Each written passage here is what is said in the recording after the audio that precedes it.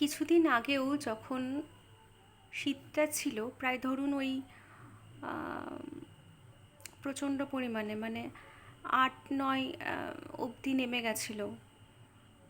তখন যারা ভীষণ পরিমাণে কি বলবো, উইন্টার লাভার, তারা মানে বিরক্ত, বাবা এত শীত, বিরক্ত লাগছে, ভাল লাগছে না, কবে লু বইবে।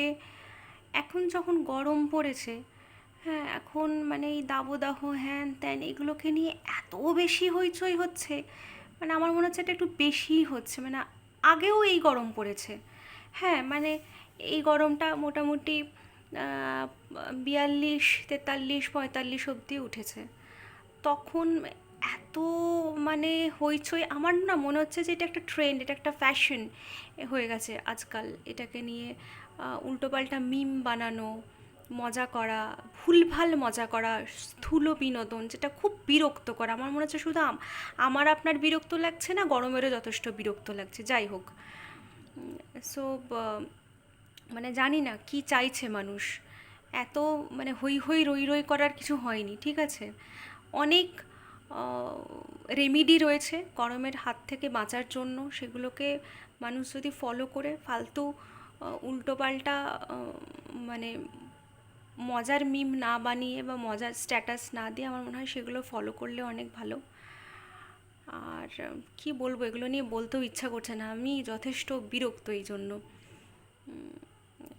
যাই হোক, খুব সুন্দর একটা চাঁদ উঠেছে, দেখতে পাচ্ছেন। আহ, আমার ওই ওই গানটা মনে পড়ে যাচ্ছে, 2 লাইন জাস্ট। নিশিরাত, বাঁকা চাঁদ আকাশে, চুপি চুপি বাঁশি বাজে বাতাসে, বাতাসে। নিশিরাত, বাঁকা চাঁদ আকাশে। না, বাঁকা চাঁদ নয় ঠিক, একেবারে পূর্ণচন্দ্রই বলা যেতে পারে। আর আহ, না, বাঁশিও বাজছে না বাতাসে। যাই হোক, একটু দুদিন থেকে খুব বিরক্ত কিছু কিছু জিনিসপত্র নিয়ে, সেজন্যই জাস্ট একটু দুকুলি। আপনারাও সুস্থ থাকুন, ভালো থাকুন, এত হইচই করার কিছু হয়নি, মানে অহেতুক ম্যানিয়ার মতো করার কিছু হয়নি। তীব্র দাবদাহ থেকে বাঁচতে অনেক রেমিডি রয়েছে, চিকিৎসকের পরামর্শ নিন, সেগুলো মেনে চলুন। এতটা হই হই রই রই করার আমার মনে হয় না কিছু হয়েছে।